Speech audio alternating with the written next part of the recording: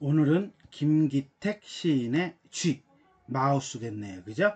쥐라는 시에 대해서 살펴보도록 하겠습니다. 이 작품은 쥐의 시각을 빌려, 그러니까 화자가 쥐야, 아니면 쥐와 가까운 거, 현대 물질 문명에 매몰된 인간을 비판하고 있는 시입니다. 참을 수 없는 욕망에 이끌려 갈대로 갈 수밖에 없는 쥐를 통해 인간성을 상실한 채 황홀해 보이는 대상에 대한 사적 욕망에 매몰된 현대인에 대한 통렬한 비판의식을 드러낸 시이다. 결국은 쥐라고 하는 동물을 통해서 현대인을 묘사 내지는 형상화하고 있고, 그 다음에 그건 바로 뭐냐, 욕망에 매몰되어 있다라고 하는 거예요. 일종의 알레고리의 형태를 띠고 있는 작품이다 라고 보시면 되겠습니다. 자, 그럼 어떤 내용인지 한번 살펴보도록 하겠습니다. 구멍의 어둠 속에 정적의 숨죽임 뒤에 불안은 두근거리고 있다. 사람이나 고양이의 잠을 깨울 가볍고 요란한 소리들은 깡통 속에, 양동이 속에, 대야 속에 항상 숨어 있다. 어둠은 편안하고 안전하지만 굶주림이 있는 곳, 몽둥이와 덫이 있는 대낮을 지나, 번득이는 눈과 의심 많은 귀를 지나, 줄인 위장을 끌어당기는 냄새를 향하여 걸음은 공기를 밟듯 나아간다. 꾸역꾸역 굶주림 속으로 들어오는 비누조각, 비닐봉지 향기로운 쥐약이 붙어있는 밥알들, 거품을 물고 떨며 죽을 때까지 그칠 줄 모르는 황홀하고 불안한 식욕. 여기서 이제는 주제가 확 드러나네요. 그죠? 자, 이렇게 시를 마무리 짓고 있어요.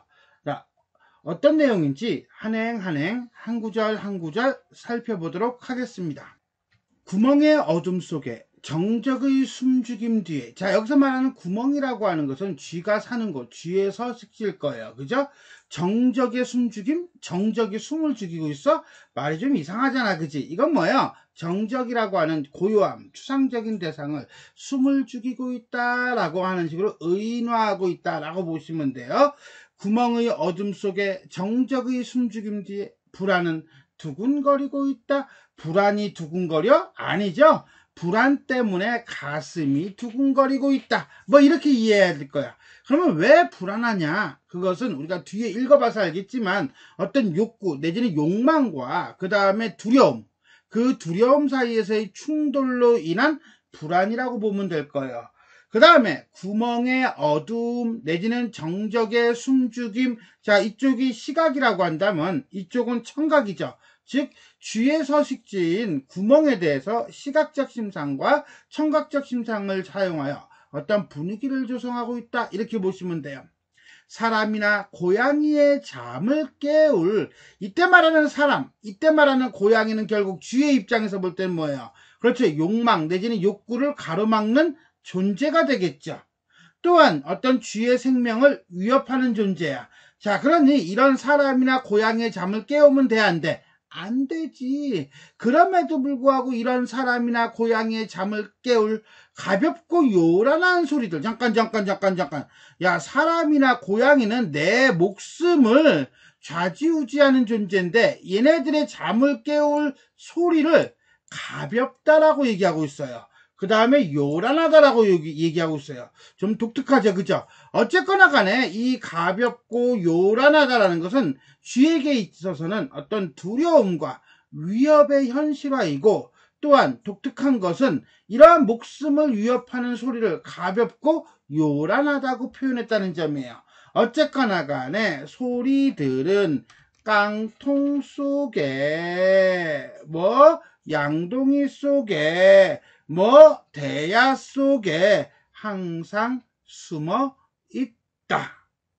자, 여기서 우리는, 자, 가볍고 요란한 소리들이 깡통 속에 숨어 있는 것은 결국 어떻게 본다면 소리가 숨어 있다라고 표현했으니까 요거는 발상의 참신성이라고 보면 되겠고요. 어쨌든 간에 깡통이나 양동이나 대야는, 그렇죠, 이런 소리들이 숨어 있는 곳이죠. 어찌 본다면 공포와 불안이 숨어 있는 곳이라고 보면 돼요. 결국 쥐를 위협하는 여러 존재들이 있다는 것을 얘기해주고 있네요. 어둠은 편안하고 안전하지만 이때 어둠이라고 하는 공간은 뭡니까? 그렇죠. 사람이나 고양이의 눈을 피하는 곳이죠. 하지만 뭐가 있어요? 굶주림이 있는 곳이에요. 따라서 이 어둠이라고 하는 공간은 편안함과 굶주림이 공존하는 공간이고, 이때 말하는 굶주림이라고 하는 것은 어떤 욕구, 욕망을 해결하지 못하는 어떤 불만족 상태이다 라고 보시면 돼요.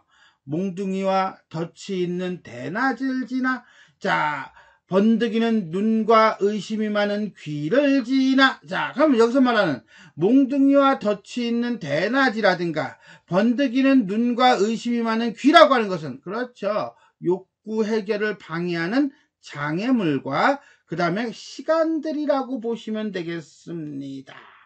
을 지나 극복하여 피해 줄인 위장을 끌어당기는,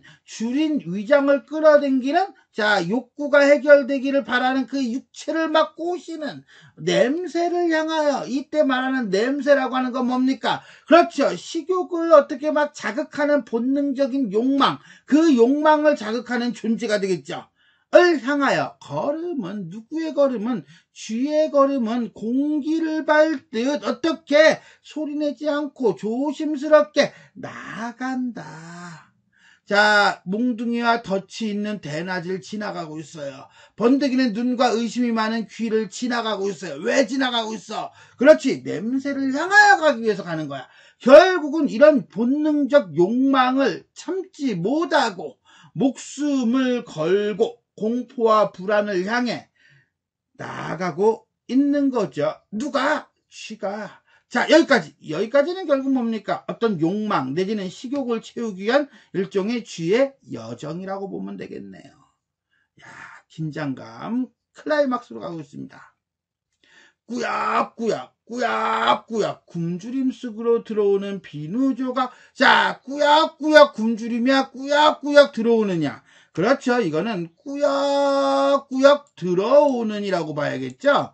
뭐가 들어오고 있어요? 그렇죠. 비누 조각이 들어오고 있는 거예요. 그렇다면 이 꾸역꾸역이라고 하는 것은 어떤 배고픔이라든가 이런 욕구, 욕망을 해결하려고 몰입하는 모습이라고 보면 되겠고요. 근데 비누 조각을 쥐가 먹으면 어떻게 됩니까? 죽죠. 결국 이 비누 조각이라는 것은 죽음으로 몰고 가는 어떤 실체라고 보시면 돼요. 비닐봉지 향기로운 쥐약. 이때 향기로운 뭐? 쥐약. 쥐약이야. 한마디로 뭐 이 향기는 죽음을 불러오는 향기고 일종의 역설법이에요. 이 붙어있는 바발들, 이 바발들 역시 마찬가지로 뭡니까? 쥐를 죽음으로 몰고 가는 존재죠.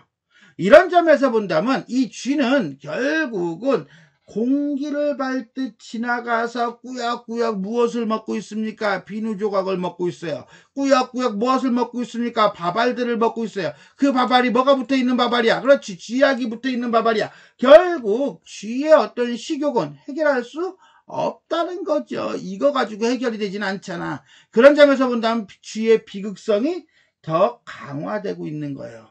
그러면서 거품을 물고 떨며 죽을 때까지 파국이다 라는 거죠. 그칠 줄 모르는, 한마디로 식욕을 억제하지 못하는, 황홀하고 불안한 식욕. 황홀하고 불안해? 그건 뭐야? 식욕 충족에 대한 어떤 황홀, 그 다음에 죽음을 무릅써야 되는 불안, 공포감이죠. 일종의 역설법이에요. 거기다 식욕으로 끝나고 있으니까 명사형 종결이죠.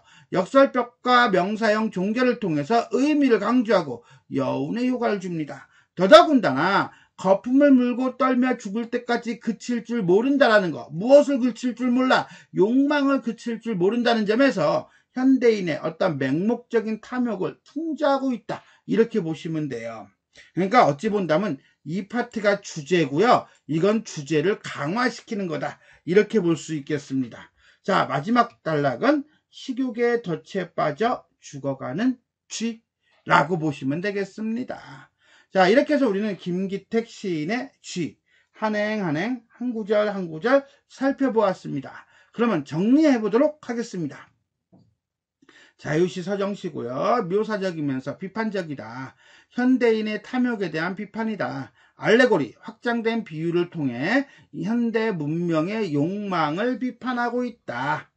자, 알레고리라고 하는 건요, 일종의 알레고리아에서 나온 말로 이중적 의미를 가진 이야기라는 거예요. 일종의 풍유 내지는 우유라고 하는데 흔히 확장된 비유라고 많이 얘기를 합니다. 자, 이거는 겉으로 드러난 비유와 그 다음에 속에 있는 비유가 있다. 그 속에 있는 비유는 보통 정신적, 도덕적 또는 역사적 의미가 전개되는 뚜렷한 이중구조를 갖는 경우가 많다 라고 보시면 되겠습니다. 자, 이게 사전적인 의미라고 한다면 이 작품은 어떤가?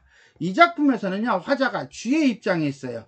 쥐의 입장에 있으면서 현대 문명 내지는 현대 인간의 문명을 비판하고 있다라고 보면 돼요. 자, 예를 들어 봅시다. 어둠은 편안하고 안전하지만 군주름이 있는 곳이에요. 그런데도 불구하고 인간은, 아니 쥐는 몽둥이와 덫이 있는 대낮을 지나 그 다음에 번뜩이는 눈과 의심이 많은 귀를 지나 어디로 갑니까? 걸음을, 냄새를 향하여 공기를 밟듯 나아갑니다. 차라리 안전한 어둠이 있음에도 불구하고. 그것은 왜 그렇습니까? 쥐가 뭐 때문에?